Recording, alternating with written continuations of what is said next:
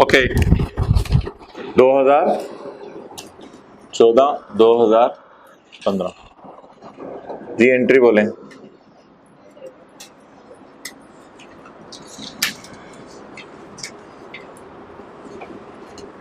Repair expense debit,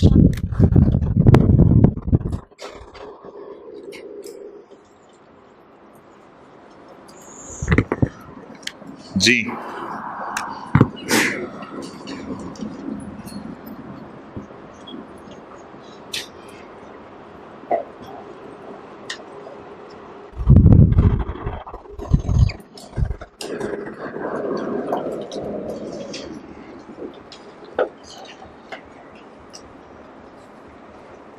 जी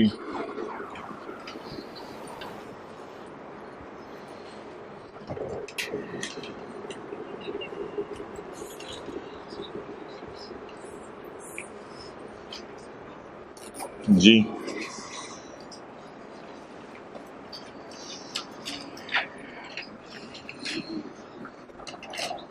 okay tax की entry,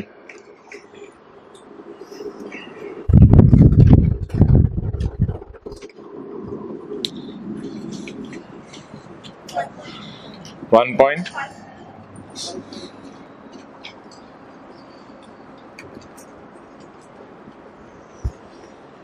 जी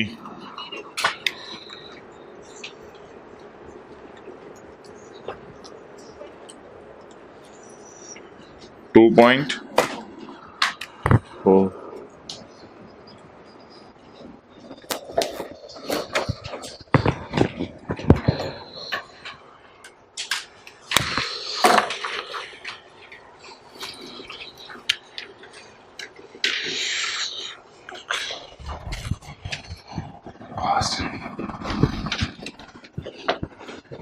जी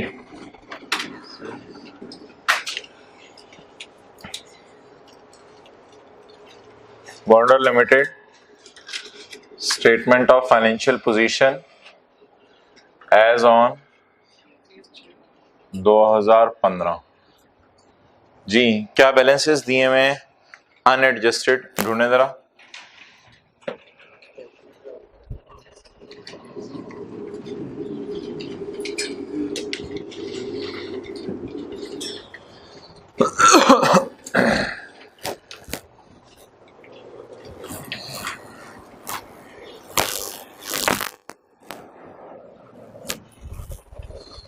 जी property plant and equipment जी 2015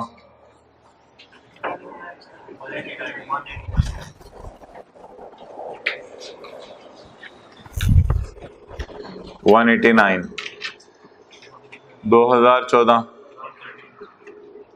130। आगे जी स्टेटमेंट ऑफ फाइनेंशियल पोजीशन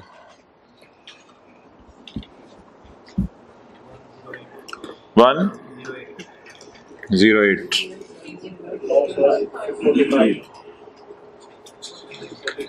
45 27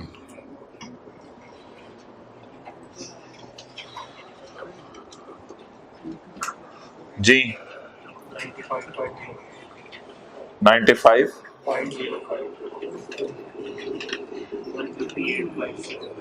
158.65 जी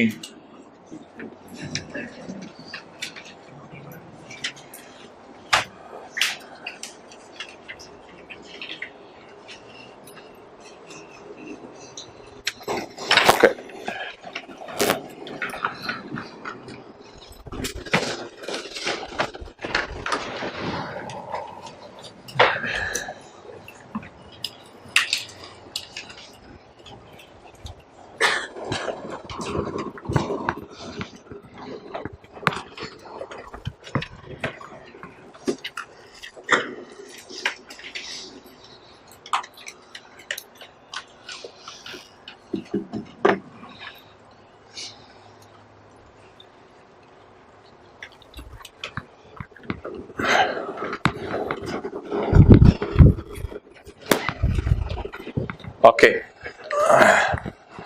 चलें जी, जनरल एंट्रीज पोस्ट करवाएं।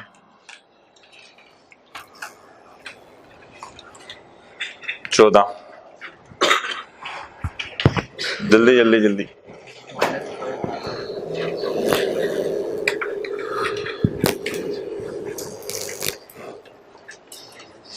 जी 14 से शुरू करें। प्रॉपर्टी प्लांट एंड इक्विपमेंट 20 से कम कर दो। प्रॉपर्टी प्लांट एंड इक्विपमेंट 20 से कम कर दो। Laser light. Property plant and equipment 1.5 से बढ़ा दो।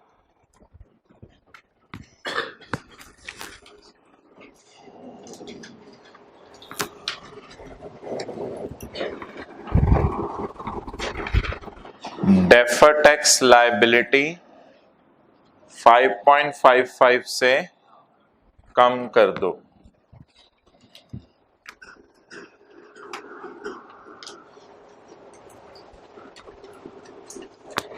ओके, अब हम 15 में आ गए हैं, but we need to restart. PP को 20, 1.5, 2 और 6 से एडजस्ट कर दो। रीस्टार्ट। पीपी को 20, 1.5, 2 और 6 से एडजस्ट कर दो। Next, defer tax liability. Restart. Defer tax liability को 15 है ना, तो 15 में 14 से शुरू करना पड़ेगा। 5.55 और प्लस 2.4। चलें जी, बन गया। बनाए, अब आप खुद बनाएं।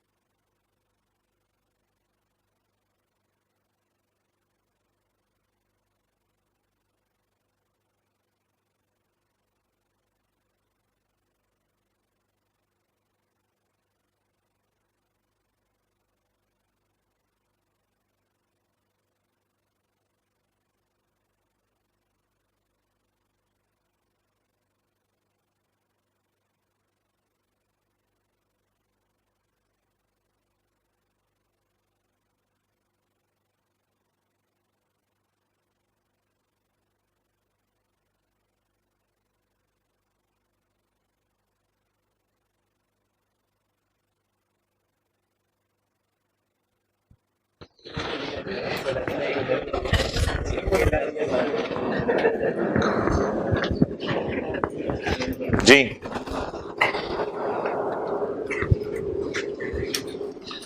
2014 111.5 178.5 okay. DTL defer tax liability 21.45 41.85।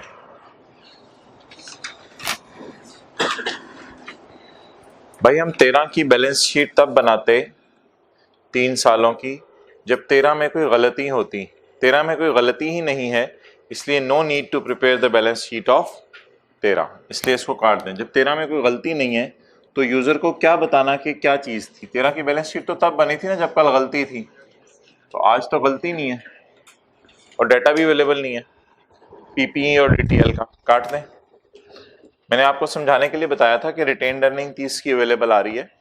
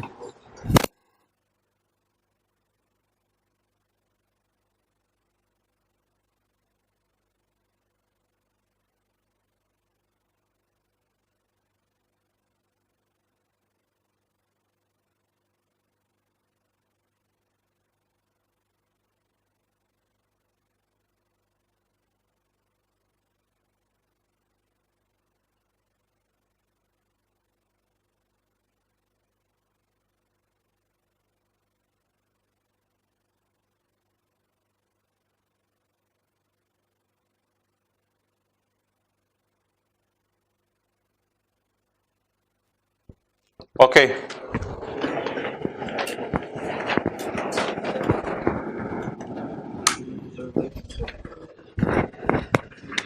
जी, अगली रिक्वायरमेंट क्या है सवाल की?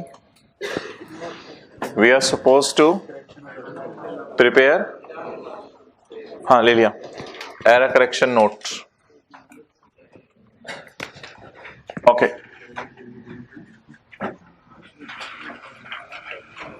Wonder limited note to the financial statements for year ended 30/जून/2015 में भी नोट का number 21, note number 21 error correction note. जी, इन अक्टूबर 2013, आगे बताएं। Repair were erroneously debited to machinery account. The effect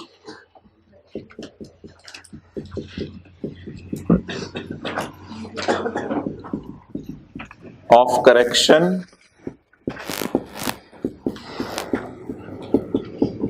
on relevant line items of financial statements is as follows.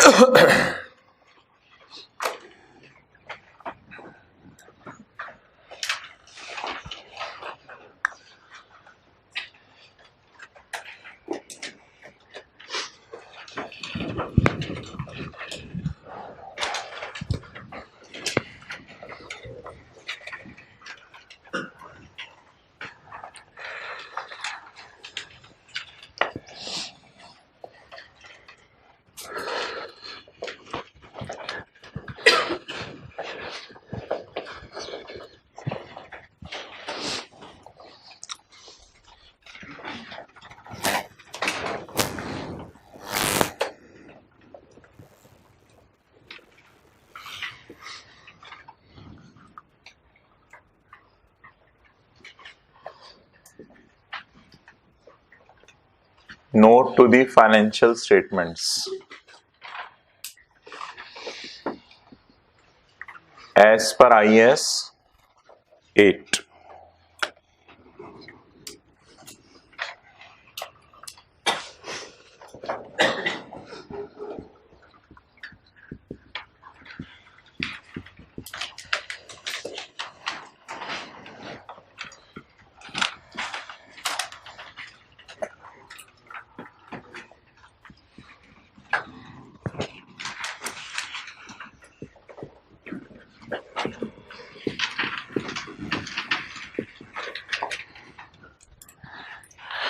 IAS 8 discusses three types of notes: change in policy, error and change in estimate.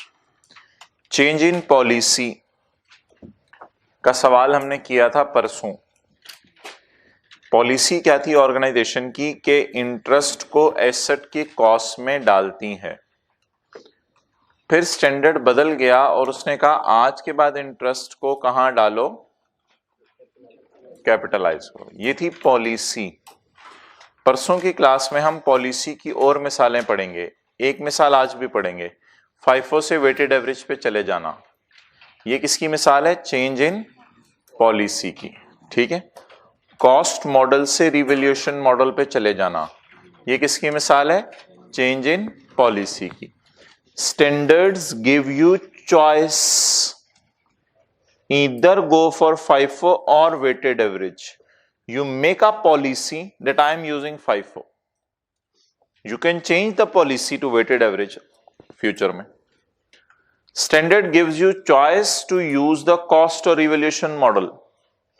You were using cost model. You have a choice to move towards revaluation model. Then you are changing your accounting policy. Previous standard was saying कि interest को expense में फेंको। New standard is saying capitalise करो। Now you should change your policy. You should not expense out interest, you should capitalise interest. It is भाई किधर तो वो इतनी इंपॉर्टेंट बातें हो रही हैं, पूरे स्टैंडर्ड की बेस बन रही है।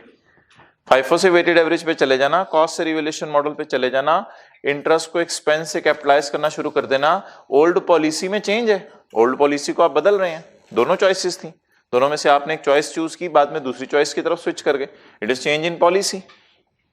ओके, एक होती है एरर।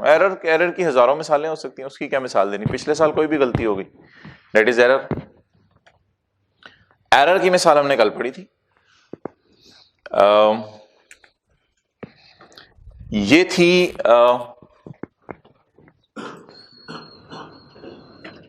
एरर की रेक्टिफिकेशन। ये एरर की रेक्टिफिकेशन थी, सॉरी, ये एरर की रेक्टिफिकेशन थी। एरर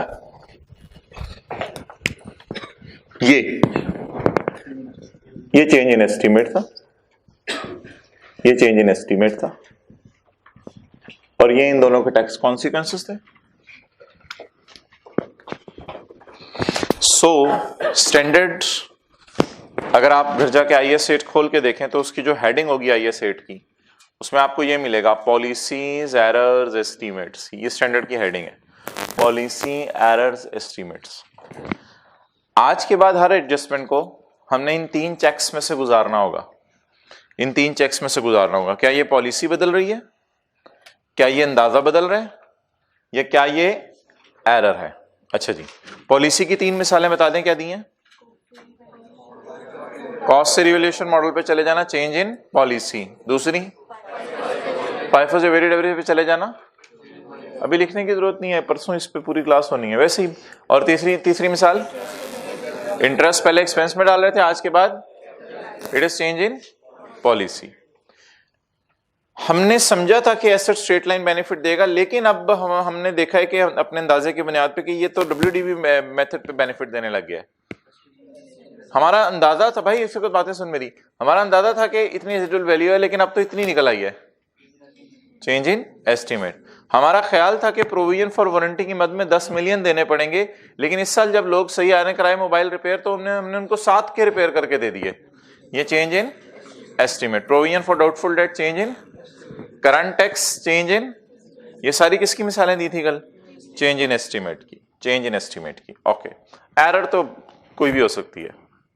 अच्छा भाई, इन सब के नोट कैसे बनाने हैं? इन सब के नोट कैसे बनाने हैं? भाई नोट में 2 लाइनें होती हैं, क्या बोले? आइटम्स अफेक्टिंग SOCI, और बोले आइटम्स अफेक्टिंग SOFP। बोले items affecting SOCI, items affecting SOFP. I assume current year is 2018. I assume current year is 2018.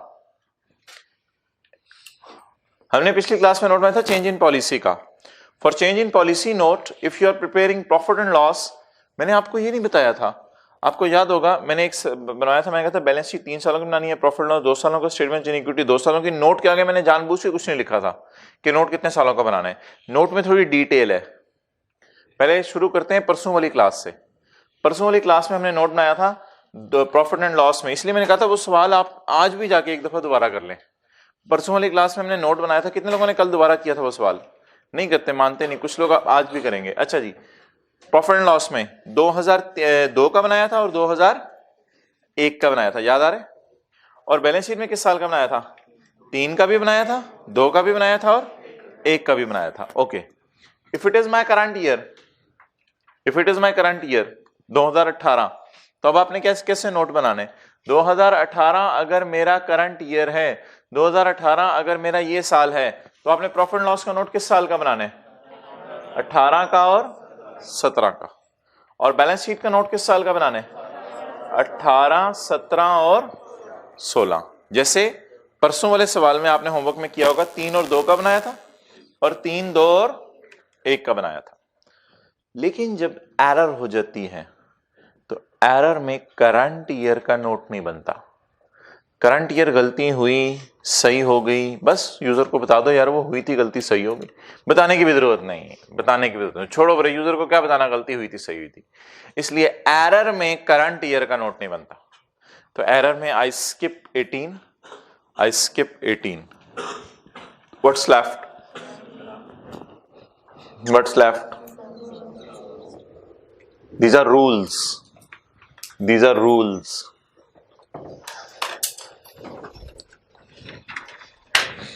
अच्छा जी, what's left?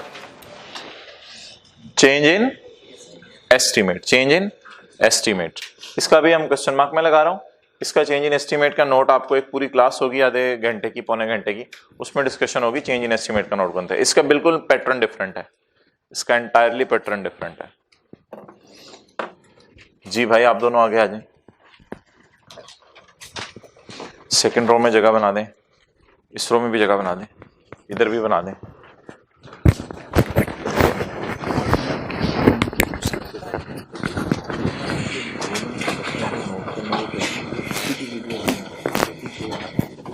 उस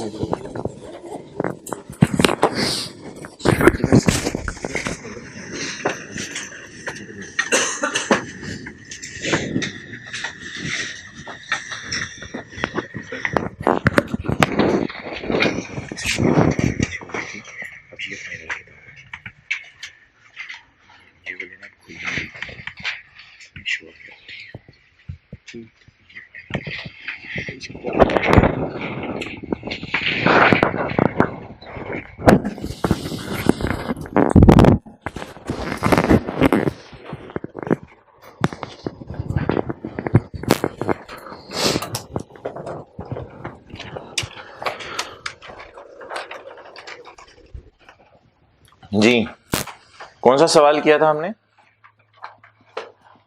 प्रैक्टिस का क्वेश्चन 1. इधर कौन सा सवाल किया था हमने?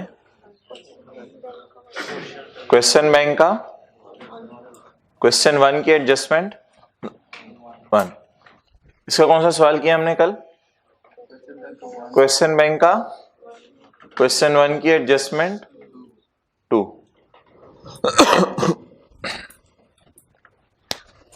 चेंज इन एस्टीमेट का नोट फिर कभी बनाना है.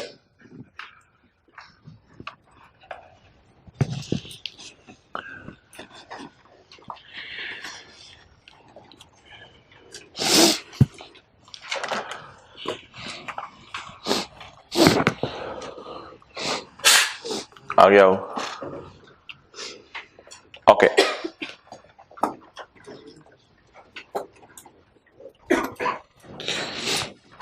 अच्छा, हम फॉर्मेट ओपन किया करेंगे. अगर फॉर्मेट के अंदर किसी साल का डाटा ही अवेलेबल ना हो तो फिर उसको बेशक मिटा भी दिया करेंगे। जैसे भी मैंने बैलेंस शीट बनाते हुए एक साल ओपन किया था लेकिन फिर उसको मिटा ही दिया था। जी, हमारे सवाल में बता दें एरर है या हमारे सवाल के अंदर जो है वो चेंज इन पॉलिसी है? बोले बोले, दोनों कैसे हैं? चेंज इन पॉलिसी तो नहीं है हमारे सवाल में। ये कैसे कह रहे हैं आप दोनों है? चेंज इन पॉलिसी तो हमारे सवाल में नहीं है। हमारे सवाल में पहली एडजस्टमेंट में रिपेयर गलती से एसेट गलती से रिपेयर में या जो भी गलती हुई है वो एरर है, और दूसरा क्या है? चेंज इन एस्टीमेट है। ठीक है, लेकिन सवाल की रिक्वायरमेंट पढ़े। नोट किसका मांगा हुआ है उसने? नोट किसका मांगा हुआ है? एरर का नोट मांगा हुआ है। चलें जी भाई, किस साल का नोट बनाना है? करंट ईयर का या प्रीवियस ईयर का? अच्छा जी, इधर देखते रहे, किस साल का नोट बनाना है बैलेंस शीट में? करंट ईयर का या प्रीवियस और उससे previous? Clear? Now we are going to prepare the note of error. Error का नोट बनाने लगे जी। साल कौन सा है? 3015 का क्या मतलब है? 2015। जी, हमारे सवाल के अंदर क्या चेंज इन पॉलिसी है या हमारे सवाल में एरर है? अगर एरर है तो फिर इस एरर को कैसे रेक्टिफाई करेंगे? इसके लिए कैसे नोट बनाएंगे? सिर्फ पिछले साल का items affecting SOCI. What is my year? I'm only supposed to prepare of 14. Next. Items affecting SOFP. What is my year? 15. I'm supposed to prepare note of 2 years. 14 and 13.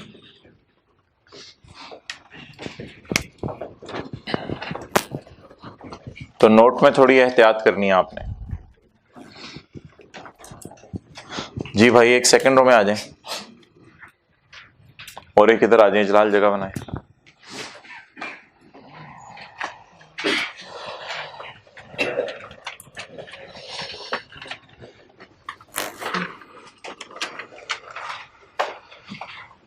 चलें जी, प्रॉफिट एंड लॉस में restart करते हैं या balance sheet में restart करते हैं? Balance sheet में। Profit and loss में तो कुछ भी नहीं करते हैं। प्रॉफिट एंड लॉस में 14 का नोट बनाने के लिए किस साल को देखना है? 14। जी, 14 में बता दें कौन कौन से आइटम हिट हो रहे हैं जो प्रॉफिट एंड लॉस वाले हैं? Repair expense, deferred tax expense. जी, रिपेयर एक्सपेंस क्या हो रहा है? Increase in repair. कितने से? 20 से। जी, डेप्रिसिएशन के बारे में कुछ बोले। Decrease in depreciation. जी, 1.5। जी, टैक्स के बारे में कुछ बोले। Decrease in deferred tax expense. जी,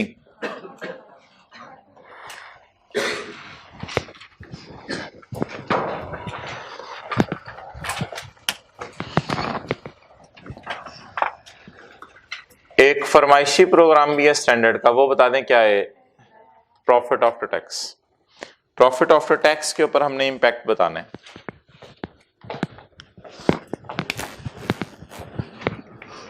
जी, मेरे ख्याल से तो आप ऐसा कीजिएगा, इधर ब्रैकेट में ही कैलकुलेट कर दीजिएगा। इधर ब्रैकेट में ही कैलकुलेट कर दें। जी, सोचते रहे आप। अब उधर ना देखें, रिपेयर बढ़ने से प्रॉफिट। गुड, सोच के बोलें जरूर। रिपेयर बढ़ने से प्रॉफिट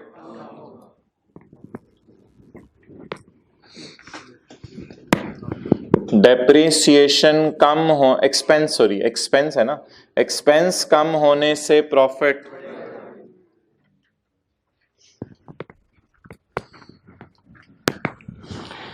एक्सपेंस कम होने से प्रॉफिट। कैलकुलेटर पे जवाब बताएं। माइनस, माइनस नहीं लिखना, माइनस नहीं लिखना, इधर साइंस यूज नहीं करने, नोट में साइन, और नोट में कभी रीस्टेटेड भी नहीं आता, क्या लिखने,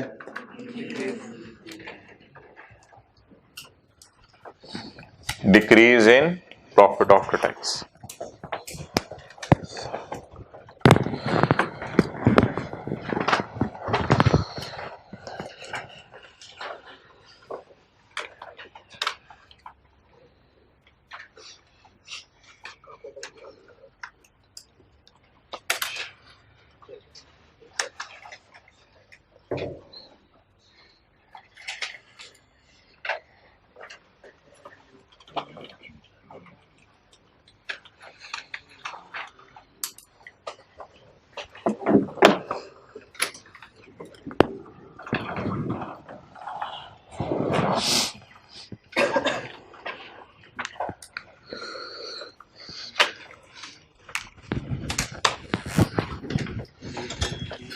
okay, next, items affecting statement of financial position. जी 13 का नोट बनाने, क्या 13 में कोई एरर है? ओके, इसके बाद किस साल का नोट बनाना है? 14 का। 14 का नोट बनाने के लिए बैलेंस शीट के आइटम्स ढूंढते हैं, पीपी और डीटीएल।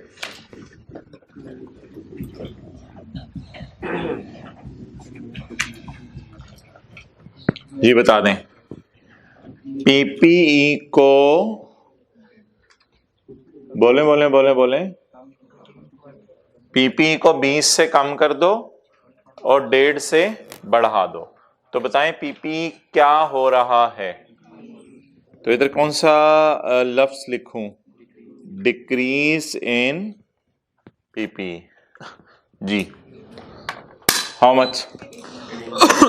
18.5। 18.5 से पीपीई क्या हो रहा है? कम हो रहा है।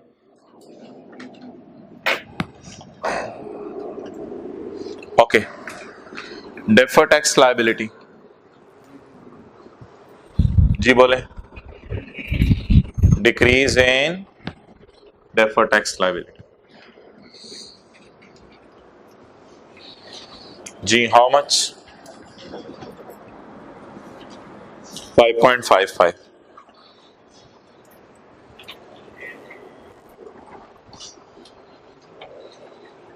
जी एक फरमाइशी प्रोग्राम भी है स्टैंडर्ड का, debt is retained earnings.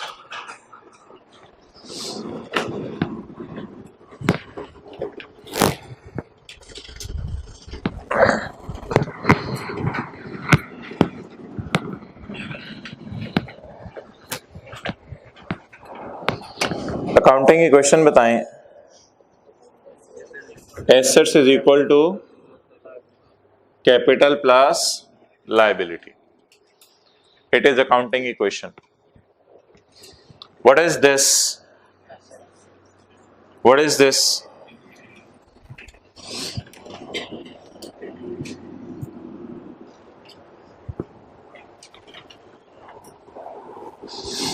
What is this?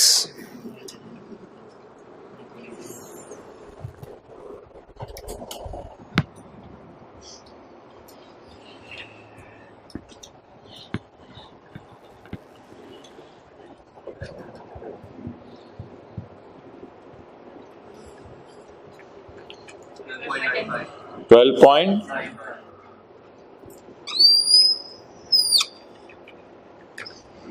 Retained earning को क्या करना है?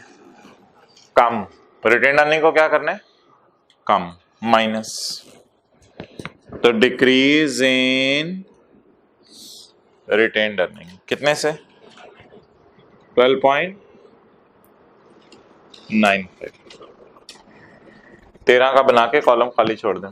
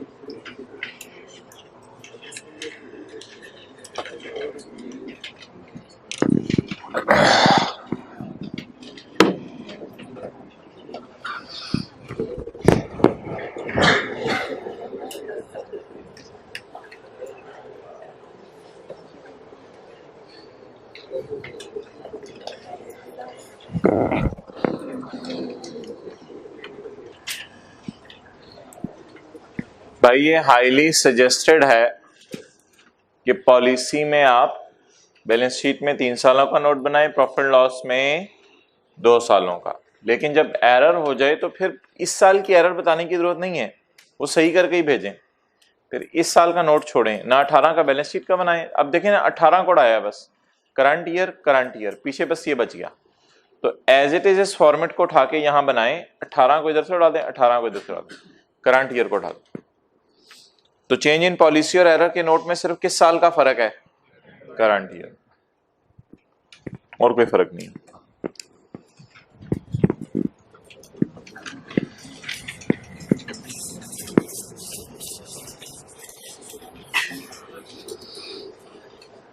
So the question is complete now. Question मुकम्मल हुआ। क्वेश्चन बैंक का क्वेश्चन 2 करना है आज हमने किताब में। इससे पहले मैं जनरल एंट्री रिवाइज करवा दूं। कुछ बच्चों को जनरल एंट्री करने में मसला आया था, और जो हजरात लेट आए थे वो अटेंटिव हो जाएं जरा।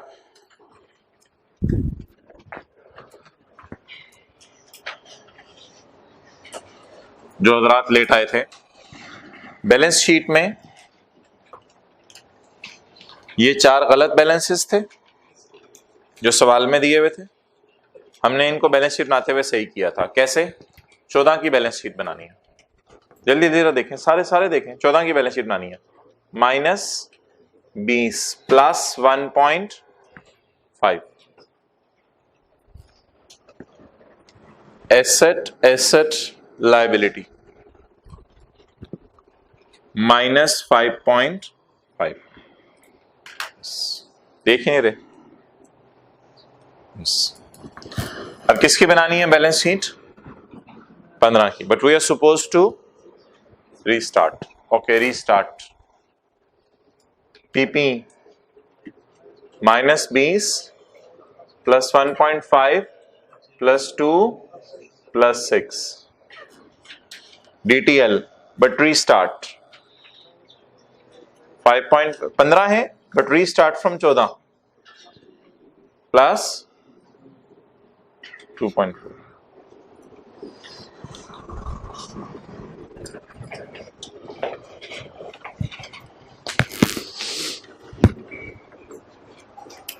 जी okay, please revise and then move forward.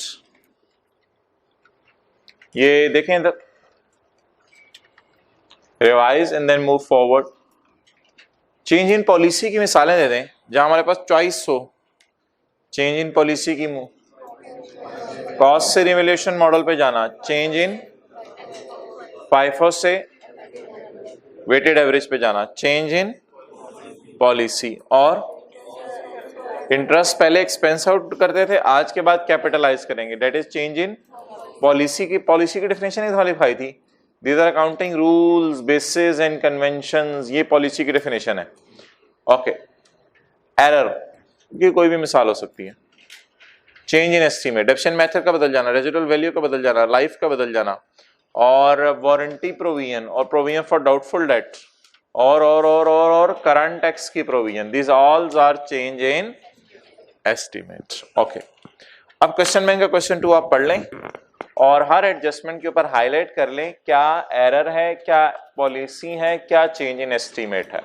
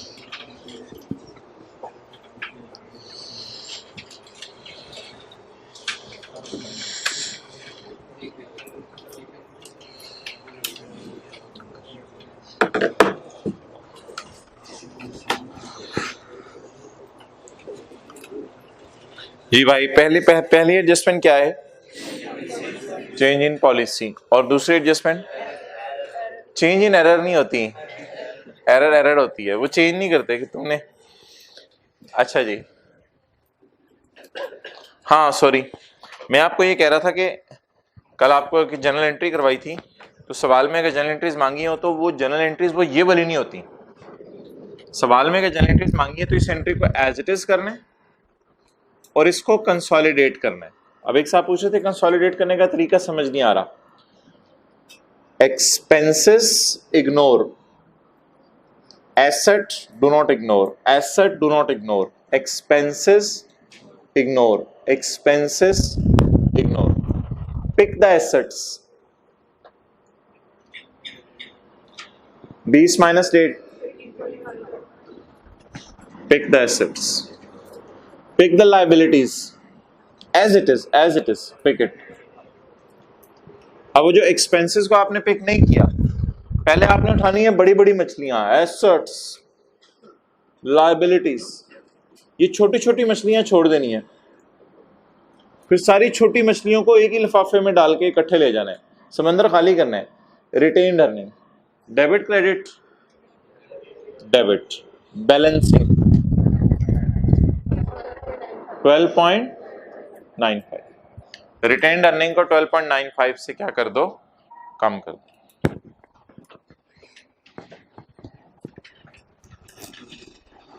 अच्छा ये नहीं करना आपने, फिगर्स मैच नहीं करनी। अच्छा ये 12.95 इधर आ रहा है, अच्छा ये इधर भी आ रहा है, अच्छा ये इधर भी आ रहा है, अच्छा कोई चक्कर है। ये फिगर्स आपने मैच नहीं करनी, फिगर्स मैच कराना नहीं है असल में, ये हमारी वर्किंग है, इससे सारी चीजें आ जाया करेंगी। शॉर्टकट्स खुद नहीं सोचने, जितने शॉर्टकट्स सोचने थे वो सोच के मैं आपको खुद ही बता रहा हूँ। शॉर्टकट्स खुद नहीं सोचने, कुछ शॉर्टकट्स फेल हो जाते हैं क्योंकि आपके पास पूरा नॉलेज नहीं होता, कुछ शॉर्टकट्स फेल हो जाते हैं। मिसाल के तौर पे आप ये अंडरस्टैंडिंग बना लें कि जी जो 12.95 इधर आएगा वही मैं इधर लिख दिया करूंगा। हालांकि पिछले सवाल में जाके देखिएगा ऐसा नहीं है, क्योंकि उसमें 13 में भी एरर होगी। जब 13 में एरर होगी तो फिर वो 13 की एरर का इफेक्ट और 14 की वो इकट्ठा बैलेंस शीट के अंदर आएगा। तो do not go for shortcuts yourself, it can be risky, ये रिस्की हो सकता है। ओके सवाल शुरू करें जी। क्वेश्चन टू रिक्वायरमेंट पढ़ें। क्या मांगी है? बस स्टेटमेंट, ना प्रॉफिट एंड लॉस मांगा, ना बैलेंस शीट मांगी ना नोट मांगा, सिर्फ statement of changes in equity. अब बस आपने मुझे क्लोजिंग स्टॉक का इफेक्ट प्रॉफिट पे बताने, फिर सवाल शुरू कर देंगे।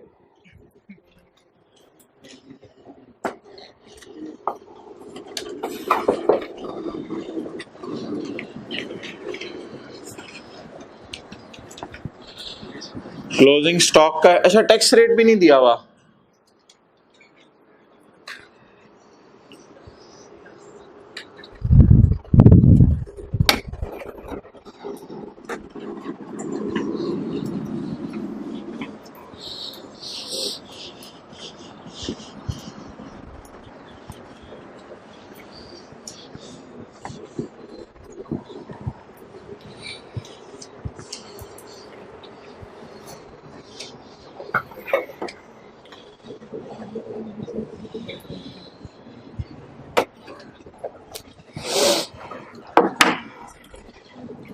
कल की क्लास में एक पूरे फॉर्मेट वाली स्टेटमेंट ऑफ चेंज इक्विटी शायद हम करें। Share capital, share premium, retained earnings, errors भी आ रही होंगी, डिविडेंड्स भी आ रहे होंगे, राइट शेयर्स भी आ रहे होंगे। Mohani manufacturing limited is engaged in the manufacturing of spare parts for motor car assemblers। लो जी, सारे मोटर कार असेंबलर्स के लिए लगे होते हैं। The audited financial statement for the, sorry वो कल टैक्स की क्लास में इस तरह का सवाल था, मैं समझा आपकी क्लास में था। The audited financial statement for the year ended December 31, 2014 disclosed at, audited financial statement ने ये disclose किया for the year ended 31 December 14 disclose the profit and retained earning of इतने एंड इतने। The draft financial statement for the year show a profit of 15 million. Okay. Try to convert the data in Saturday's question. Saturday question में जिस तरह data होता था उस तरह convert करने की कोशिश करेंगे हम। भाई आपको पता है कि सवालों में गलत प्रॉफिट एंड लॉस और गलत बैलेंस शीट दी होती है और एडजस्टमेंट्स दी होती हैं और हमसे फिर वो सही करवाता है। तो if I want to convert this question in परसों वाला क्वेश्चन, तो फिर मैं ऐसा करता हूं कि क्वेश्चन को बेहतर बनाने के लिए, क्वेश्चन को बेहतर बना रहा हूं, ये वर्किंग नहीं है, क्वेश्चन को बेहतर बनाने के लिए मुझे पता चल गया रिक्वायरमेंट पढ़ के कि साल 15 का है, तो मैं ऐसा करता हूं कि इधर 15, 14, 13, 15, 14, 13 ये लिखकर सवाल के बैलेंसेस उठा लेता हूं। सवाल का सिर्फ रिटेन्ड अर्निंग का बैलेंस दिया हुआ है और सवाल में प्रॉफिट दिया हुआ है, यानी अगर सवाल में बैलेंस शीट दी होती तो क्या डाटा दिया होता, ये बनाने लगा। क्लियर? आपको पता है कि परसों वाले सवाल की जान ले लेनी है। आपको परसों वाले सवाल में 3 सालों की बैलेंस शीट दी हुई थी। ये मैं क्वेश्चन को बेहतर कर रहा हूं या सॉल्यूशन की तरफ मूव कर गया हूं? क्वेश्चन को बेहतर कर रहा हूं, क्वेश्चन प्रेजेंटेबल कर रहा हूं, जैसे कि पिछले सवाल प्रेजेंटेबल थे। ठीक है? और आपको याद है परसों वाले सवाल में प्रॉफिट भी दिया हुआ था 3 सालों का। इस सवाल में टैक्स रेट नहीं है, वरना पीबीटी, टैक्स और प्रॉफिट आफ्टर टैक्स अलग अलग दिया होता। तो इस सवाल में टैक्स रेट नहीं है, इसलिए हम टैक्स की एडजस्टमेंट नहीं करेंगे। तो प्रॉफिट खाली दिया हुआ है, प्रॉफिट बस। तो profit after tax, before tax का चक्कर ही नहीं, और रिटेन्ड अर्निंग दी हुई है, बस जो दी हुई है वो उठा लेते हैं। अब पढ़ना शुरू करें। Mohani Manufacturing Limited is engaged in the manufacturing of spare parts for motor car assembly. The audited financial statement for year ended 31 December 14 disclosed that profit was 21. Yes or no? The profit was 21 and the retained earnings were 31 दिसंबर 14 की date लिखी हुई है इधर, and the retained earnings were 89. आगे चलें.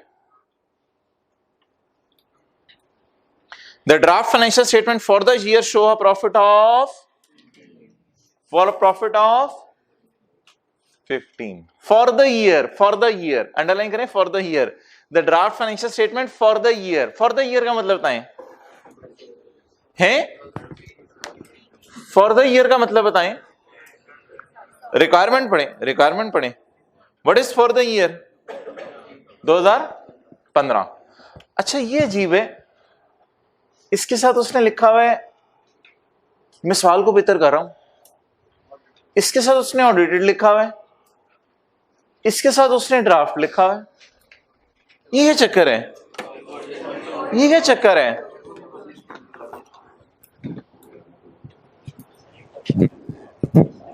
तेरह 14 15 आपको पता है हम यहां खड़े होते हैं सवाल में. इसने 15 के साथ ड्राफ्ट क्यों लिखा हुआ है और 14 के साथ ऑडिटेड क्यों लिखा हुआ है? यहां पे खड़े होके 14 तो ऑडिट होके यूजर के पास जा चुकी होंगी और 15 के साथ इसने क्या रस लिखा हुआ है? जबरदस्त क्वेश्चन. ठीक है, बिल्कुल सही अल्फाज इस्तेमाल कर रहे हैं. ये वाली ड्राफ्ट है, अभी हमारे हाथ में है. अच्छा ऑडिटर हो जाए तो गलती नहीं निकल सकती? ऑडिट हो गया, कोई 3 साल पुराना ऑडिट हुआ है, गलती निकल सकती है पुराने ऑडिट में भी. ऑडिट वाले खुदाई का दावा तो नहीं करके गए थे ना. वो तो जो हजरात ऑडिट पढ़ रहे हैं तो वो तो रीजनेबल एश्योरेंस देके गए थे. वो तो जाते हुए एब्सोल्यूट एश्योरेंस भी देते हुए शर्मा रहे थे. तो हम उसे कह रहे थे उन्हें एब्सोल्यूट एश्योरेंस दे, शर्मा के कहते थे नहीं हमने रीजनेबल वाली देनी है. तो अब बता दें ऑडिटेड में भी गलती निकल सकती है, लेकिन मुझे ये बताएं कि ऑडिटेड का मतलब ये है कि 14 के अकाउंट्स घरों में पड़े हुए हैं यूजर्स के और 15 के अकाउंट अभी हमारे हाथ में है, हम इनसे खेल सकते हैं. चले जी क्वेश्चन को बेहतर करें, क्वेश्चन को बेहतर क्वेश्चन पे ही कर लें. क्वेश्चन को बेहतर क्वेश्चन पे ही कर लें.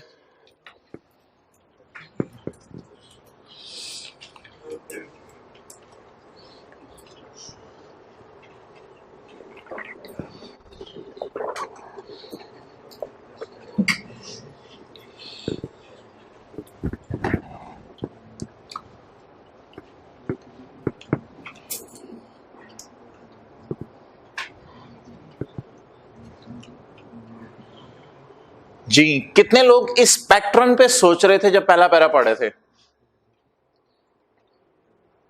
देखिए आपको ऐसा सोचना चाहिए था. आपको ना परसों का क्वेश्चन ना उसकी जान ले ले. आपको सोचना चाहिए यार परसों के क्वेश्चन में रिटेन्ड अर्निंग कहां थी. आपको पढ़ते पढ़ते सोचना चाहिए था परसों के क्वेश्चन में प्रॉफिट कहां थे. फिर आप हाँ अच्छा आज स्टेटमेंट फॉर्म में दिया हुआ है, फौरन आप कहते हैं यार ये हर सवाल को परसों के क्वेश्चन से कंपेयर किया करें. परसों के क्वेश्चन में balance sheet profit and loss statement form में नहीं थी, जाके देख लें. Balance sheet profit and loss के फॉर्मेट में बनी हुई थी. आज ये रिटेन्ड अर्निंग्स और प्रॉफिट्स किस फॉर्म में दे दिए हैं? ये कॉस्ट अकाउंटिंग की सवाल नहीं हो रही, क्लास नहीं हो रही, हर सवाल नए पैटर्न पे आएगा. ये अच्छा जी ओके. अच्छा नाउ माय क्वेश्चन इज, मेरा अब आपसे ये सवाल है कि व्हाट इज मिसिंग? 13 की retained earning. What I need? I don't need 15 की. मैं जब स्टेटमेंट चेन इक्विटी बनाना शुरू करूंगा ना, मैं आपको बताऊंगा ऊपर से चलूंगा 15 बैलेंसिंग आ जाएगा. ऊपर से चलें तो नीचे तो आ ही जाते हैं, नीचे से ऊपर जाना मुश्किल है. अच्छा तो नीचे तो रुड़ते हुए भी आ जाते हैं. तो इधर से आप बताएं 13 से 15 की जरूरत नहीं है. आप निकालना चाहते हैं निकाल, डेटा अवेलेबल है. 15 की रिटेन्ड अर्निंग मैं निकाल सकता हूं, लेकिन मेरे ख्याल से जरूरत नहीं हुआ करेगी. अभी जब स्टेटमेंट चेन इक्विटी खुलेगी मुझे बताइएगा जरूरत नहीं है, क्योंकि असल में हम करते क्या हैं, हम 14 की गलतियों को 14 में सही करते हैं, 15 की गलतियों को 15 में सही करते हैं, 13 की गलतियों को इसमें सही करते हैं, इस रिटेन्ड अर्निंग में सही करते हैं. पिक्चर खुल रही है ज़हन में? 14 की गलतियों को 14 में सही करेंगे profit for the year, profit loss बना के. 15 की गलतियों को 15 में सही करेंगे और 13, 12, 11 की गलतियों को यहां सही करेंगे, तो ये वाली फिगर सही करके पकड़ लेंगे, इसमें ये दोनों उठा लेंगे, तो इसका क्या फायदा, इसमें तो कुछ एडजस्टमेंट ही नहीं करनी, ये बैलेंसिंग खुद ही आ जाएगा बैलेंसिंग, मेरा नहीं ख्याल इसकी जरूरत है। If it is missing let it be, just calculate this, T count बना के मुझे ये निकलवा दें, कल बनाया था टी अकाउंट बना के मुझे ये निकलवा दें। अच्छा बताएं, 13 की अगर रिटेन अर्निंग निकालनी है किस साल का अकाउंट बनाए तो आसानी से निकल आएगा, 15 का अकाउंट बना लें या 14 का अकाउंट बना लें, 14 का अकाउंट बना लें। रिटेन अर्निंग अगर 13 की निकालनी है, आपका क्या मशवरा है, किस साल का अकाउंट बना लें, 31, 12, 14 के साल का अकाउंट बना लें जी। 31, 12, 14 के साल का अकाउंट कैसे बनता है, 31, 12, 14 और 1 जनवरी 14 या 31, 12, 13, this is brought down, this is carried down जी। 31, 12, 14 का कैरेड डाउन रिटेन अर्निंग पकड़े, रिटेन अर्निंग 89, समझ आ रही है बात, मिल रही है 89, और ये पकड़े प्रॉफिट। ओपनिंग अर्निंग और क्लोजिंग अर्निंग में दो फर्क हो सकते हैं, प्रॉफिट का और डिविडेंड का। डिविडेंड गिवन नहीं है, प्रॉफिट बोले 14 का, 14 की रिटेन अर्निंग में 14 का प्रॉफिट 21, ये पूरा पूरा साथ साथ लिखा है, जो मैं लिखता हूं बड़ा एहतियात से लिखी जाती हैं बातें। ब्रॉट डाउन बैलेंसिंग 68, 68, ये अब मैं इस क्वेश्चन मार्क को हटा देता हूं, 68 ये मैंने टी काउंट से बनाया, इस सवाल में अवेलेबल नहीं, इसको ये मिसिंग है, इसको खैर है क्वेश्चन मार्क लगा के छोड़ दें खाली, इसकी जरूरत नहीं पड़ेगी आपको पूरे सवाल में कहीं।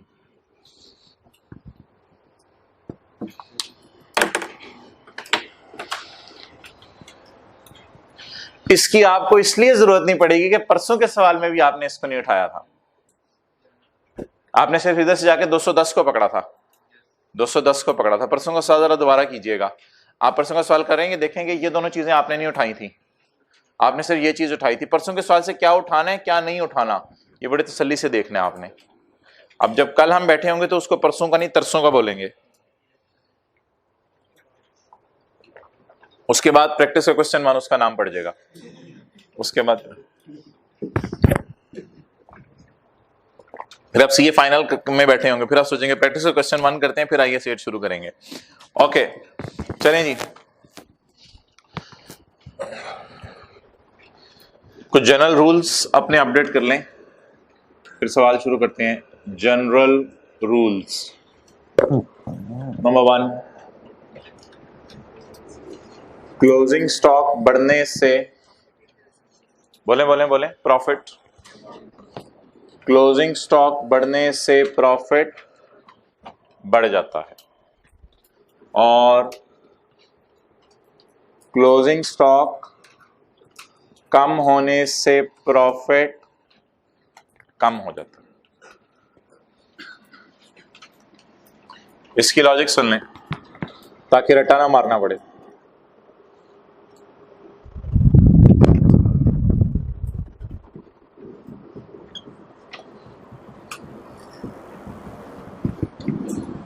लॉजिक सुन लें ताकि रट्टा ना मारना पड़े। सेल बढ़ने से प्रॉफिट, तरतीब से चलें, सेल बढ़ने से प्रॉफिट, ओपनिंग स्टॉक और परचेजेस बढ़ने से profit, sale minus minus means plus. तो सेल की क्लोजिंग स्टॉक जैसी नेचर नहीं है, लेकिन सेल का बिहेवियर क्लोजिंग स्टॉक जैसा है जीपी के एतबार से। सेल बढ़ने से प्रॉफिट, ओपनिंग स्टॉक और परचेज बढ़ने से प्रॉफिट, सेल और क्लोजिंग स्टॉक बढ़ने से प्रॉफिट बढ़ जाता है। इसलिए इस एतबार से बस याद रखना है कि क्लोजिंग स्टॉक की नेचर तो सेल जैसी नहीं है, लेकिन इसका बिहेवियर किस जैसा है, बिल्कुल सेल जैसा। ठीक है, कुछ बच्चों का बिहेवियर वालिद जैसा होता है, कुछ का वालदा जैसा। ओके अच्छा, एक ये रूल हो गया। दूसरे रूल पे आपने हंसना नहीं है। Closing stock of over year becomes opening stock of next year। नहीं हंसना नहीं है, मैंने कह दिया था। दूसरा रूल भी लिख लें इस सवाल को करने के लिए। Closing stock of over year becomes opening stock of next year. हमारे साल का क्लोजिंग स्टॉक अगले साल का ओपनिंग बन जाता है। हा हा हा, आगे लिख लें।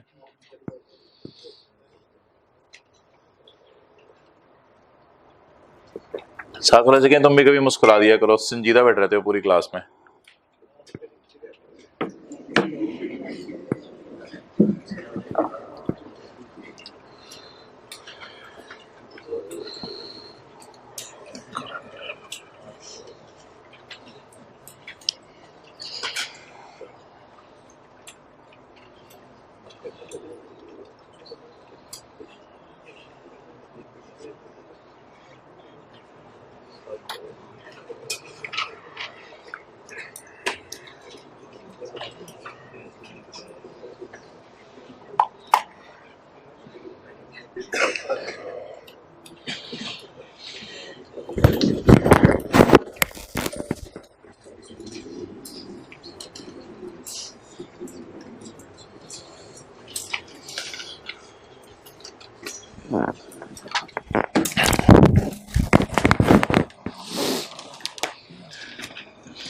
मोहानी मैन्युफैक्चरिंग लिमिटेड, पहला पैरा हो गया।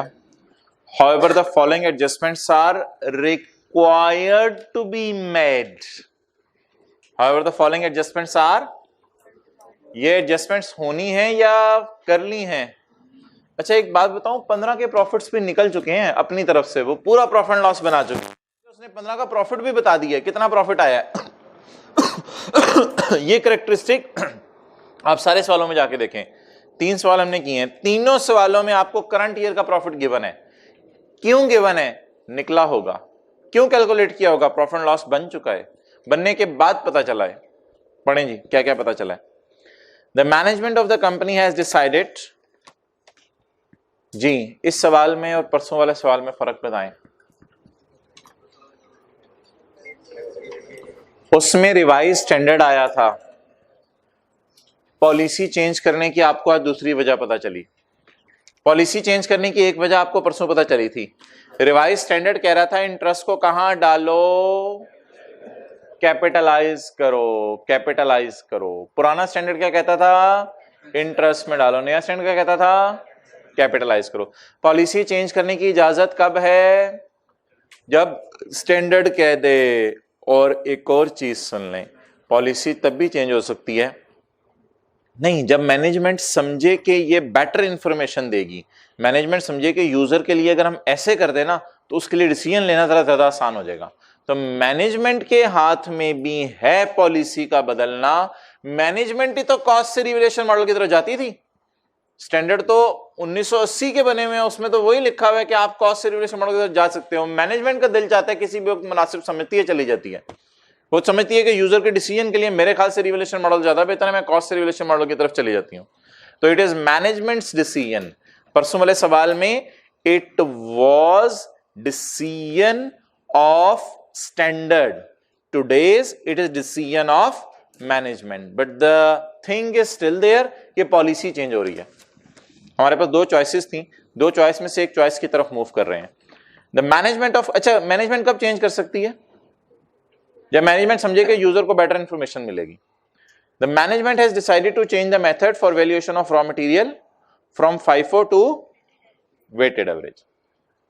ये सारी बातें जो मैं करता हूं ना, ये अभी जब आएंगे ना MCQs फिर आपको अंदाजा होगा ये बातें आप गौर से सुनते थे या नहीं। MCQs में दिया होता है ये पॉलिसी की चेंज है, ये एस्टिमेट की चेंज है, ये एरर है, आइडेंटिफाई करो, MCQ टिक करो, ट्रू है फॉल्स है। Management of company has decided to change the method for valuation of raw material from FIFO to weighted average. तो ऐसा करें 37 से एरो खींच के 35 की तरफ ले जाएं, ताकि और 35 की तरफ एरो क्लोज करें ताकि आपको पता चले कहां से कहां जाना है। ऐसा ना हो लाहौर बैठे हो और लाहौर से कराची जाना हो, आप समझ रहे हो कराची से लाहौर आ रहे हैं। तो 37 से 35 की तरफ एरो खींचे, एंड सिमिलरली 2 एरो और खींच लें 42 से 44.5 की तरफ और 58 से 54.4 की तरफ। और इससे पहले कि मैं आगे जाऊं, डिफरेंस का कॉलम डाल के डिफरेंसेस निकाल लें, फिर डिस्कशन शुरू करते हैं।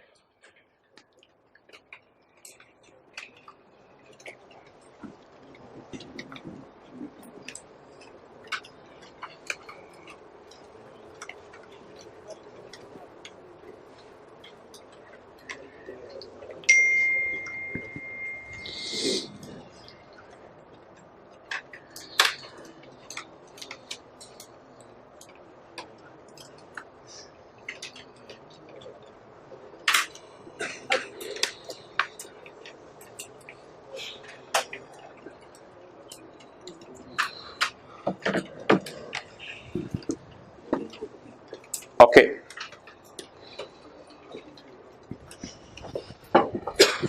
जी, जस्ट लाइक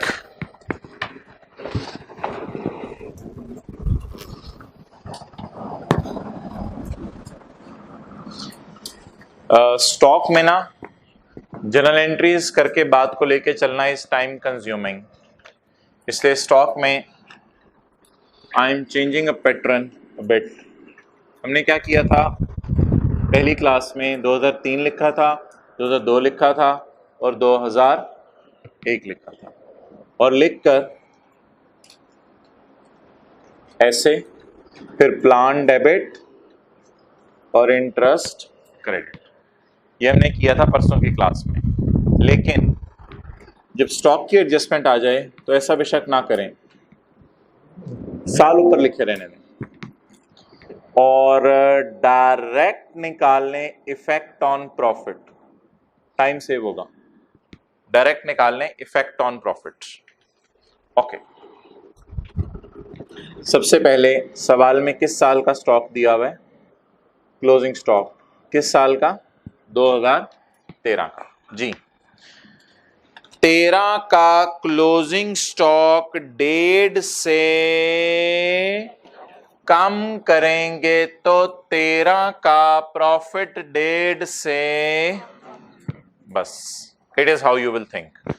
13 का क्लोजिंग स्टॉक 1.5 से कम करेंगे तो 13 का प्रॉफिट 1.5 से कम हो जाएगा। What is effect on profit, कम हो जाएगा कितने से, 1.5 से। नेक्स्ट 14 में चले, क्लोजिंग स्टॉक, अभी रूल 2 में नहीं लगा रहा, रूल 2 में नहीं लगा रहा, वो बाद में लगाना है। 14 का क्लोजिंग स्टॉक 2.2 से बढ़ाएंगे तो 14 का क्लोजिंग स्टॉक 2.2 से बढ़ाने की वजह से 14 का प्रॉफिट बढ़ जाएगा कितने से,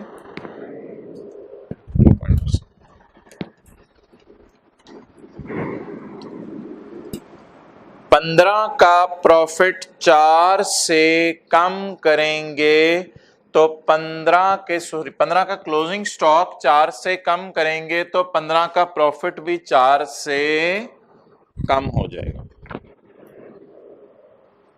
क्लोजिंग स्टॉक कितने से कम होगा, 4 से कम होगा। नोट करें, अभी पूरा नहीं हुआ, अभी अधूरी बात है।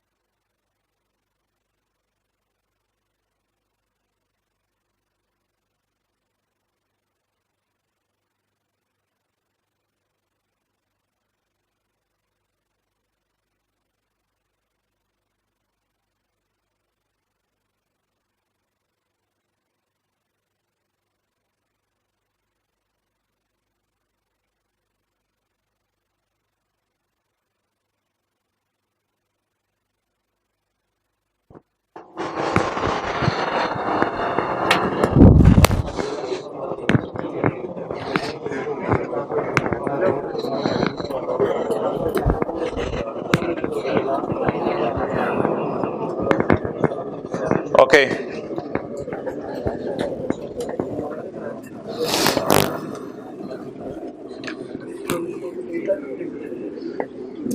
नहीं, वो वजह बताता हूं क्यों। जी अगला रूल लगाएं जी। हमारे साल का क्लोजिंग स्टॉक अगले साल का ओपनिंग भी बना होगा, तो फिर अगले साल का ओपनिंग भी गलत हुआ होगा, अगले साल का ओपनिंग गलत हुआ है तो उसको भी सही करना है। अब एक तो हो सकता है झटका तरीका, झटका तरीका हम लगाएंगे, लेकिन एक होता है लॉजिकल तरीका। लॉजिकल तरीका ये है कि रूल नंबर 3 बना लो, ओपनिंग स्टॉक के बढ़ने से प्रॉफिट, वो बड़ा टाइम लग जाएगा पेपर में, तो रूल्स अगले बनाने की जरूरत नहीं है। आपने किया क्या करना है, ये किस साल का क्लोजिंग था, इसको 14 का क्या बना दें, रिवर्स साइन के साथ। ये किस साल का क्लोजिंग था, 14 का, इसको किसका ओपनिंग बनाएंगे, 15 का, तो 2.2 से। ये किस साल का क्लोजिंग था, इसे 16 का प्लस 4, लेकिन 16 का तो फ्यूचर ईयर है, उसको छोड़ें। तो झटका तरीका लगाना है, रिवर्स। अगर इस साल माइनस हो रहे तो अगले साल क्या कर दें, प्लस कर दें। सोच इधर लगानी है, इधर नहीं लगानी। आपको इसके प्लस करने की वजह भी बता देता हूं अभी, सोचे मत, बस इसको नोट कर लें।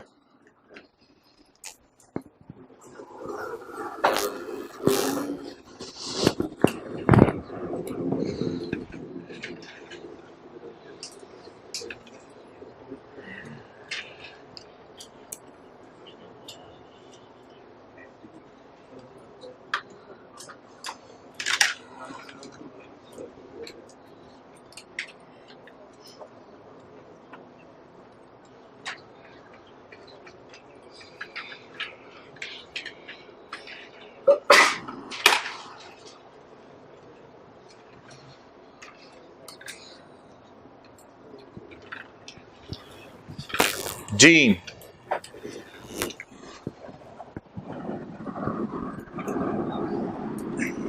14 का क्लोजिंग स्टॉक, तरतीब से चलें दोबारा। 14 का क्लोजिंग स्टॉक कम करने से 14 का 13 का क्लोजिंग स्टॉक कम करने से 13 का प्रॉफिट, सवाल की तरफ देखें, 14 का क्लोजिंग स्टॉक बढ़ रहा है कम हो रहा है, बढ़ने से 14 का प्रॉफिट भी 15 का क्लोजिंग स्टॉक कम होने से 15 का प्रॉफिट भी। ओके हमारे साल का क्लोजिंग अगले का ओपनिंग बनेगा, अगले का ओपनिंग बनेगा। अब ओपनिंग में सेम साइन के साथ, रिवर्स साइन के साथ, रिवर्स साइन के साथ। जी इसकी वजह सुन लें, देखें अगर 13 का क्लोजिंग बढ़ाना है तो 14 का क्या बढ़ाना है, 13 का क्लोजिंग बढ़ाना चाहते हैं तो फिर 14 का भी क्या बढ़ाएंगे, 13 का क्लोजिंग 14 का क्या बना होगा, 13 का क्लोजिंग बढ़ाना है तो 14 का ओपनिंग बढ़ाना है। ओपनिंग बढ़ाने से, ओपनिंग बढ़ाने से, ओपनिंग बढ़ाने से क्या फर्क पड़ेगा। अच्छा अब आप मुझे बता दें, लेकिन डेढ़ से क्लोजिंग कम हो रहा है, 13 का क्या कम हो रहा है, क्लोजिंग। अब अगर 13 का क्लोजिंग कम हो रहा है तो 14 का भी ओपनिंग कम करना पड़ेगा। अब अगर ओपनिंग कम करेंगे, इसलिए डेढ़ को क्या किया, दोबारा सुनो, 14 का क्या कम किया, 14 का क्या कम किया, क्लोजिंग, 14 का कम किया क्लोजिंग, क्लोजिंग कम करने 13 का क्या कम किया, क्लोजिंग कम करने से प्रॉफिट। अच्छा ये 13 का क्लोजिंग 14 का क्या बनेगा, ओपनिंग। जब ये 14 का ओपनिंग बनेगा तो 14 का ओपनिंग भी कम करना पड़ेगा, जब 14 का ओपनिंग कम करेंगे तो प्रॉफिट बढ़ जाएगा। इस वजह से कौन सा साइन, पॉजिटिव साइन। बहरहाल सोचना किस पे है, क्लोजिंग पे सोचना है, ओपनिंग पे, क्लोजिंग पे। जो काम क्लोजिंग में करना है उसका रिवर्स अगले साल के ओपनिंग पे कर देना है। वो rule 2, closing stock of over year becomes opening stock of next year. जी अगली गलती सही करा दें, डेप्रिसिएशन बढ़ानी है या कम करनी है। हमारे साल गलती हुई है, पिछले साल गलती हुई है।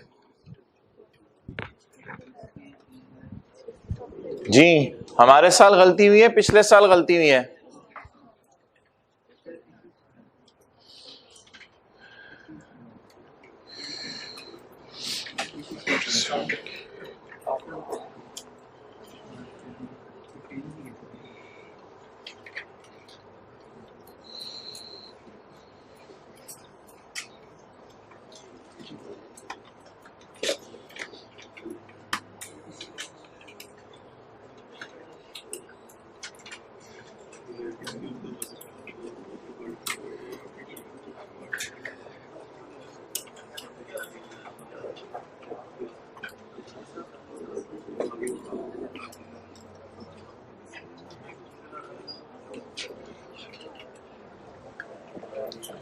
इन 2014 में, इन 2014 पिछले साल the company purchased a plant for rupees 100 million, इसकी कॉस्ट दी हुई है 100 million. Depreciation on plant was recorded at 25 million instead of wrong और original। बता दें what is wrong depreciation, what is original depreciation? Wrong depreciation is 25, original depreciation is 10। तो 10 के ऊपर original लिख लें और 25 के ऊपर wrong लिख लें।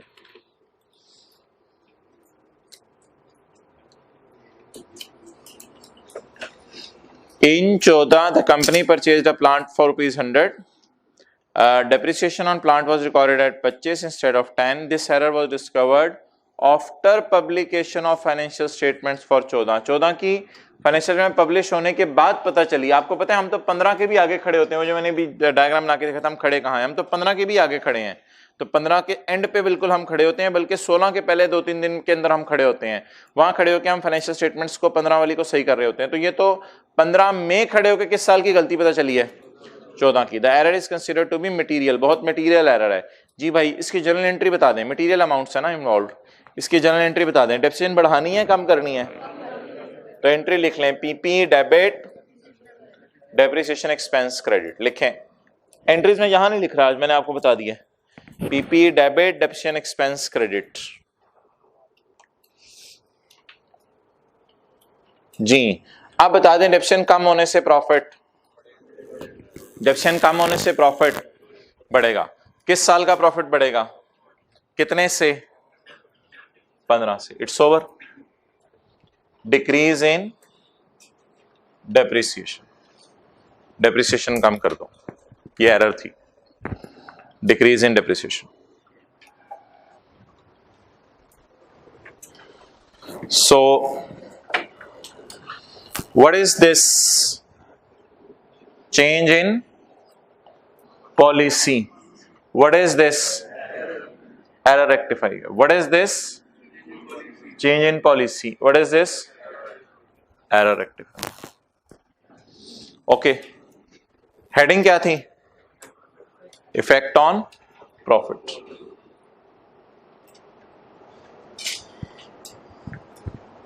जी 6.2, 18.1.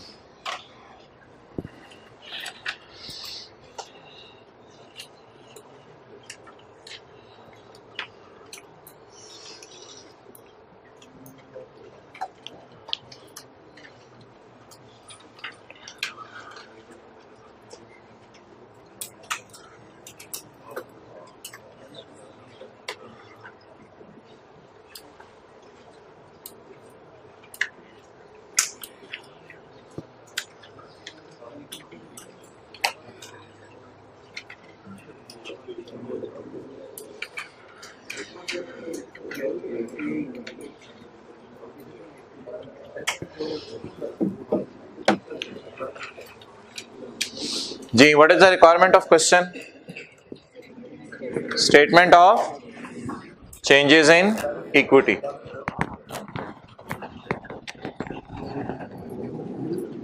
वर्डर लिमिटेड मोहानी, मोहानी लिमिटेड।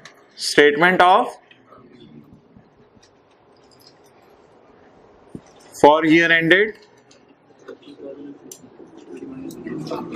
31/12/15।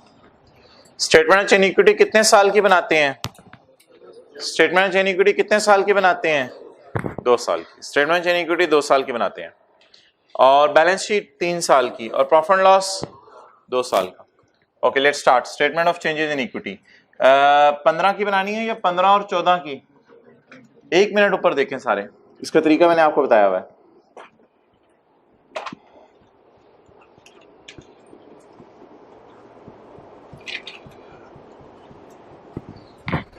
ये अगर डिविडेंड्स होंगे तो माइनस डिविडेंड माइनस डिविडेंड। अब इस स्टेट को देखना है, क्लोजिंग रिटेन्ड अर्निंग 31/12/15। क्लियर? इधर बोले क्लोजिंग रिटेन्ड अर्निंग 31/12/14। इधर बोले क्लोजिंग रिटेन्ड अर्निंग 31/12। इसको रिपीट किया करना है, इसको रिपीट किया करना है। क्लोजिंग रिटेन्ड अर्निंग 31/12/13 और यहां एक लाइन डाला करनी है, इफेक्ट ऑफ चेंज बेहतर है, इधर उस दिन भी मैं चेंज लिखवा देता बेहतर है। इफेक्ट ऑफ चेंज कर लें, चेंज पॉलिसी चेंज हो रही है ना 13 में। अच्छा जी, इफेक्ट ऑफ करेक्शन भी ठीक है, कोई नहीं मना, दोनों चीज चलेंगी। अच्छा जी, नाउ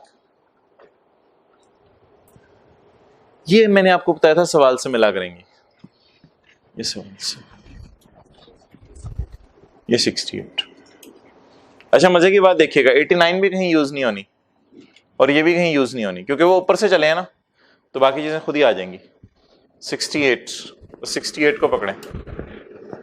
अच्छा आप डिसीजन क्या लिया था हमने? 14 की गलतियां 21 में सही करेंगे, 15 की गलतियां 15 में सही करेंगे और 13, 12, 11 की गलतियां 68 में सही करेंगे। क्लियर? ओके चलें जी। क्लोजिंग रिटेन्ड अर्निंग 31/12/13, वो जो 1,21,000 उठाई थी परसों की क्लास में, ये 68 जी बोले 68। Is it unadjusted retained earning और एडजस्टेड रिटेन्ड अर्निंग? वो क्वेश्चन बेहतर बनाया गया या सॉल्यूशन का पार्ट है? It is unadjusted retained earning. ओहो, परसों की क्लास में तो प्रॉफिट एंड लॉस बना था, परसों की क्लास में तो प्रॉफिट एंड, वहां से प्रॉफिट सही वाला आया था, वो सही वाला प्रॉफिट हमने यहां पे लिख दिया था आउटर कॉलम में डाल के। लेकिन आज तो प्रॉफिट लॉस बना नहीं रहे, तो झटका तरीका लगाना पड़ेगा। आज फिर ऐसा करते हैं कि झटका तरीका लगाने में इधर ही एडजस्टमेंट्स कर देते हैं। तो प्रॉफिट लॉस से रूट होके आ रही थी ना, आज तो मांगी ही डायरेक्ट क्या है, चेंज इन इक्विटी। अब पैट बता दें 14 गलत का, सवाल से देख के गलत 14, 21, 15 का गलत पैट 15। अब मेरी बात समझ आई आपको? और ये ज्यादा अच्छा सवाल है, बहुत बिग कॉन्सेप्ट्स दे रहा है। ये बता रहा है कि 15 की गलतियां 15 के प्रॉफिट में सही करो, 14 की गलतियां 14 के प्रॉफिट में सही करो, और 13, 12, 11, 10, 9, 8, 7, 6, 5, 4, 3, 2, 1, 99, 98, 97, 96 की गलतियां 68 में सही करो, 68 में सही करो। आज एक बिगर पिक्चर सामने आई। 15 की गलतियां 15 में सही करो, 14 की गलतियां 14 के प्रॉफिट लॉस में सही कर दो, और पुरानी सारी गलतियां ओपनिंग से भी ओपनिंग रिटेन्ड अर्निंग। ये तो क्लोजिंग रिटेन्ड अर्निंग है, ये ओपनिंग रिटेन्ड अर्निंग है, ये ओपनिंग से भी ओपनिंग रिटेन्ड अर्निंग, वो पिछले से पिछले साल वाली 68 में सही करो। ओके, ये 3 अनएडजस्टेड फिगर्स आ गई हैं। एडजस्टमेंट्स 1 बाय 1 पोस्ट कर दें या एडजस्टमेंट्स का टोटल कर लिया है? एडजस्टमेंट्स 1 बाय 1 पोस्ट करने की अब जरूरत नहीं है जी। बता दें what is the error in 15 की गलती सही करें 6.2। What is in 14? 18.7। कौन सा sign? Add. And what is the adjustment required in 13? ये आपने यहां शो किया करनी है फेस पे अलग से, ये फेस पे अलग से 1.5। इट्स ओवर, कैलकुलेटर है अब।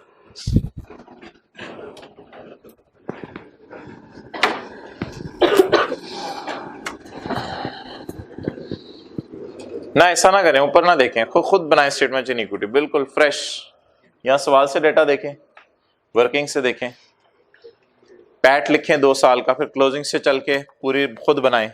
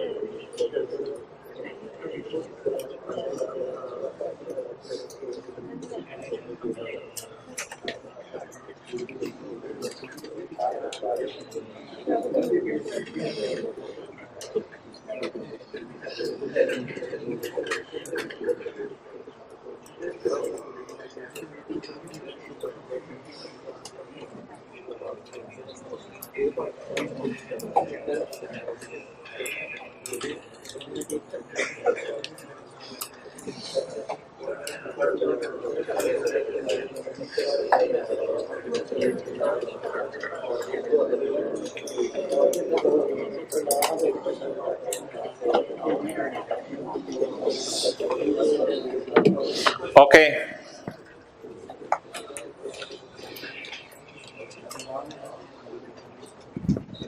एडजस्टेड फिगर्स जी 66.5 39.7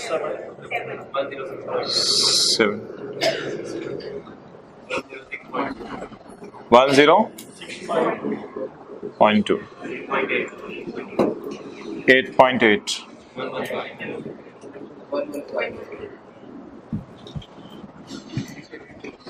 जी जी। आप बताएं इन दोनों फिगर्स की जरूरत पड़ी कहीं? पूरा सवाल हो गया। 89 भी कहीं यूज नहीं हुआ? हाँ, 89 यूज करके ये रिवर्स वर्किंग करके इस फिगर में हेल्प हुई थी, लेकिन ये दोनों फेस पे कहीं नहीं गए, ये दोनों फेस पे कहीं नहीं गए। नो यूज, कोई यूज नहीं हुआ। हाँ, एक छोटा सा यूज हुआ है कि 89 से रिवर्स चल के हम किसकी तरफ पहुंच गए हैं? 68 की तरफ पहुंच गए, लेकिन वैसे सवाल के फेस पे कोई यूज नहीं हुआ। ओके, नाउ अगर इस सवाल के अंदर मैं आपसे पूछूं रीस्टेटेड कहां कहां आना है, तो सवाल कह रहा था इस साल की फाइनेंशियल स्टेटमेंट्स ड्राफ्ट है, हमारे हाथ में है अभी, तो ये तो यूजर के पास गई नहीं, तो फिर इन दोनों के साथ तो रीस्टेटेड नहीं आना जी। 14 की फाइनेंशियल स्टेटमेंट तो ऑडिटेड उसके घर पहुंच चुकी है, लेकिन ऑडिटेड में भी गलती निकल आई, तो रीस्टेटेड रीस्टेट हुई है, ये रीस्टेट हुई है। अच्छा, यहां आपने रीस्टेटेड तब लिखना है जब ये 1.5 आ रहा हो या 0 ना आ रहा हो। अगर यहां 0 आ रहा है तो फिर यहां रीस्टेटेड नहीं आएगा, इसकी वजह से यहां भी रीस्टेटेड। परसों की क्लास में था यहां रीस्टेटेड, कल की क्लास में नहीं था। अब ये फिगर रीस्टेट हुई है, 68 से 66.5 पे आ गई है। This figure is also restated. तो आम हालात में 3 दफा रीस्टेटेड आता है।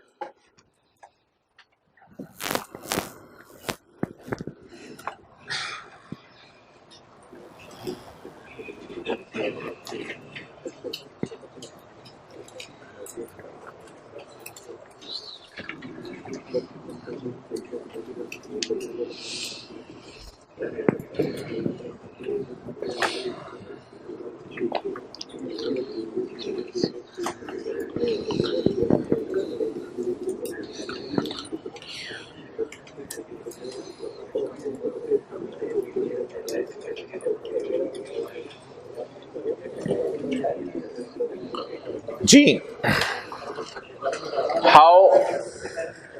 How it would have affected the tax, अगर टैक्स रेट गिवन होता तो प्रॉफिट कम होने से टैक्स भी कम हो जाता, प्रॉफिट बढ़ने से टैक्स भी बढ़ जाता, प्रॉफिट बढ़ने से टैक्स भी बढ़ जाता। अच्छा जी, अब क्वेश्चन बैंक के क्वेश्चन 1 पे आ जाए। मैंने आपको एक चीज बतानी थी कि क्वेश्चन बैंक के क्वेश्चन 1 में मैंने डेफर्ड टैक्स की एंट्रीज क्यों की थी, करंट टैक्स की क्यों नहीं की थी, और प्रैक्टिस के क्वेश्चन 1 के अंदर हमने करंट टैक्स की एंट्रीज क्यों की थी। आज के सवाल में तो मसला ही नहीं आया क्योंकि टैक्स रेट ही नहीं था, तो मसला रह गया पिछले 2 सवालों का। अच्छा, हम पॉलिसी चेंज करें, हम अपना अंदाजा बदल लें, तो आपकी क्या राय है, टैक्स वाले कैसे बिहेव करते होंगे? हम अपनी पॉलिसी बदल लें, हम अपना अंदाजा बदल लें, टैक्स वाले कैसे बिहेव करते होंगे? टैक्स अथॉरिटीज, एफबीआर वाले कैसे बिहेव करते होंगे? वो भी लॉ बदल लेते होंगे, वो लॉ बदल लेते होंगे। अच्छा, क्या कहते हैं, एक मिसाल देता हूं आपको, जिन्होंने टैक्स पढ़ा हुआ है उनको पता है बिल्डिंग के लिए 10% रेट है, कंप्यूटर के लिए 30% है, बाकी सबके लिए 15% रेट हम यूज करते रहे। जिन्होंने टैक्स पढ़ा हुआ है उनको आइडिया है। अच्छा, हम अकाउंटिंग रूल्स में एसेट को डिप्रिशिएट कर रहे थे 10 साल पे, आगे बढ़े तो दिल चाह नहीं यार 6 साल पे करते हैं, ये अंदाजा सही नहीं था, अंदाजा चेंज हो गया 6 साल। अच्छा, टैक्स वाले एफबीआर वाले रूल बदल देंगे, भाई फलां कंपनी ने ना इस साल आपको पता है 6 साल पे ले आया है, तो हम अपने डेप्रिसिएशन के रेट्स बदलने लगे हैं। Is it so? तो व्हाट यू एक्सपेक्ट इन आम हालात, आप आम हालात में टैक्स वालों से क्या एक्सपेक्ट करते हैं कि जब हम बदलते हैं कैरिंग अमाउंट्स अपने एसेट्स की डेप्रिसिएशंस की वजह से, FIFO वेटेड एवरेज की वजह से, किसी भी वजह से हम अपनी डेप्रिसिएशंस, हम अपनी कैरिंग अमाउंट्स, हम अपने WDV चेंज करते हैं, टैक्स वाले कंसिस्टेंटली बिहेव करते हैं, हमारी तरह आ जाते हैं, कहते हैं हाँ यार जैसे आप कह रहे हो आज के बाद हम भी अपना रूल बदल देते हैं, हम टैक्स लॉज में इस तरह किया करेंगे। इज इट सो और नॉट? आप पहले सवाल में जाके प्रैक्टिस के आखिरी लाइन पढ़ें, क्या लिखी हुई थी?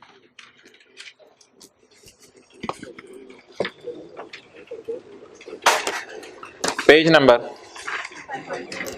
523।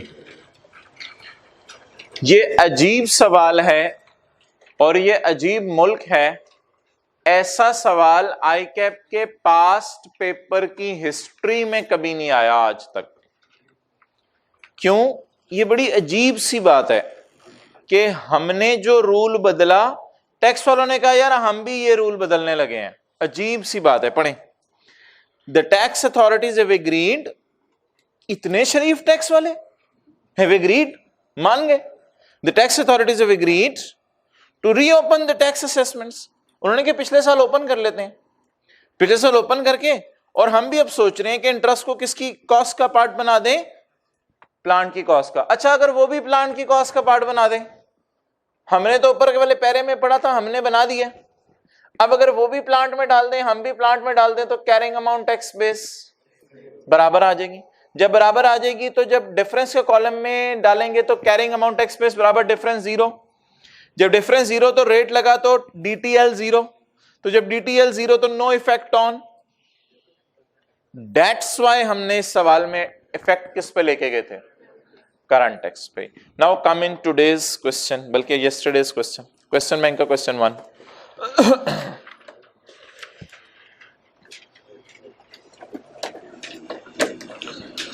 अच्छा, रिक्वायरमेंट ढूंढे कहीं, रिक्वायरमेंट, क्वेश्चन बैंक का क्वेश्चन 1, रिक्वायरमेंट मिल गई, रिक्वायर्ड पे उंगली रखें। अच्छा, रिक्वायर्ड के ऊपर एक लाइन खाली है, खाली है लाइन। अच्छा, ऊपर डेप्रिसिएशन का D नजर आ रहा है, डेप्रिसिएशन के D पे और रिक्वायरमेंट के R पे उंगली रख दें। डेप्रिसिएशन के D पे और रिक्वायरमेंट, इसके दरमियान में जगह खाली है, वहां दिल की आंख खोल के देखें, एक लाइन लिखी हुई है, tax authorities have also agreed that the remaining life of asset is 7 years and total life is 8 years। वो जो कल वाली बात, ऐसी कोई लाइन लिखी हुई है, टैक्स अथॉरिटीज हैव आल्सो, ये खाली है ना, डेप्रिसिएशन के डी और रिक्वायरमेंट के आर के दरमियान में लाइन खाली है या कुछ लिखा हुआ है? अच्छा, हमारे बिहेव करने से टैक्स वालों ने कैसे बिहेव किया? Is it given in question और साइलेंट? अगर सवाल खामोश है तो मैं तो ज्यूम नहीं करूंगा टैक्स वाले हमारे बदलने से बदल गए। मैं तो ज्यूम नहीं करूंगा टैक्स वाले हमारे बदलने से बदल गए। इसका मतलब है हम बदल गए हैं, टैक्स वाले अपनी बात पे कायम है, तो फिर तो डिफरेंस आ गया। फिर अगर कैरिंग अमाउंट और टैक्स बेस का कॉलम बनाएं, बनाना नहीं है पेपर में, बनाना नहीं है, सोचना है बस ऐसे। अब अगर कैरिंग अमाउंट और टैक्स बेस का कॉलम बनाएं, क्या हिली? Carrying amount. डेप्रिसिएशन लेंगे जैसे क्या हिली? Carrying amount. टैक्स बेस में चेंज, टैक्स वालों के अपने रूल हैं, उसको उसी तरह डिप्रिशिएट कर रहे होंगे। तो फिर हम दोनों में क्या आ गया? डिफरेंस। जब डिफरेंस आया तो डिफरेंस पे रेट लगा तो कौन सा टैक्स आया? इसलिए डेफर्ड टैक्सेस में लेके गए थे। जब सवाल खामोश है ना तो डेफर्ड टैक्स में ले जाया करेंगे। टैक्स वाले इतनी आसानी से नहीं बदलते अपने आप को। होमवर्क बहुत जरूरी था 5 से वेटेड एवरेज। प्रैक्टिस का क्वेश्चन नंबर 2 और क्वेश्चन नंबर 4 बहुत जबरदस्त सवाल हैं दोनों। प्रैक्टिस का क्वेश्चन नंबर 2 और क्वेश्चन नंबर 4। टाइम